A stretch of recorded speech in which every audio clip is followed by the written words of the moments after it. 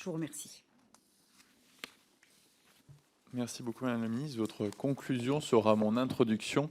Vous avez conclu effectivement sur ce sens de l'indépendance de l'Arcom, qui effectivement est une autorité publique indépendante. Et c'est sur ce principe d'indépendance sur lequel je souhaiterais vous questionner. Lors de son audition, Olivier Schrammeck, le 7 mars dernier, avait évoqué l'influence qu'avait pu avoir, en tout cas la demande expresse du président de la République d'écarter 2 candidatures dans le cadre de la présidence de France Télévisions en 2015.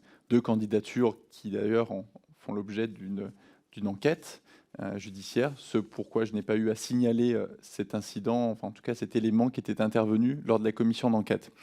Ces 2 candidats n'avaient d'ailleurs pas été auditionnés, contrairement à tous les autres.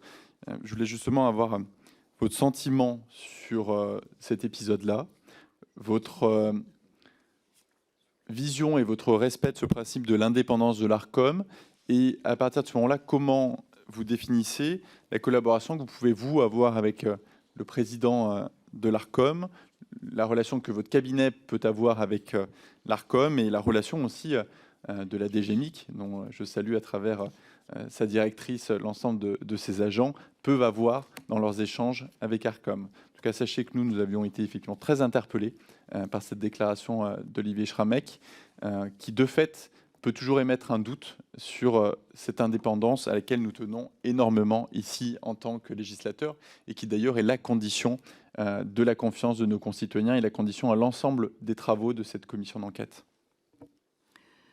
Tout d'abord, l'Arcom est un régulateur indépendant. Que nous ayons des relations avec, comme ministre de la Culture ou comme l'administration et des relations avec l'Arcom, oui, mais l'indépendance de l'Arcom est dans les textes, dans les principes et dans la réalité. C'est ce qui se passe avec nous. Nous pouvons demander, dans le cadre de la régulation, des avis à l'Arcom sur des points précis, sur une consultation. C'est ce qui se passe où j'ai demandé un avis sur notamment la prolongation ou la publicité, notamment pour la grande distribution dans les médias. Mais l'Arcom est un régulateur indépendant.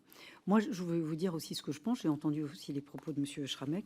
Quand on est un grand commis de l'État, moi, je trouve que ce type de propos n'ont pas lieu d'être.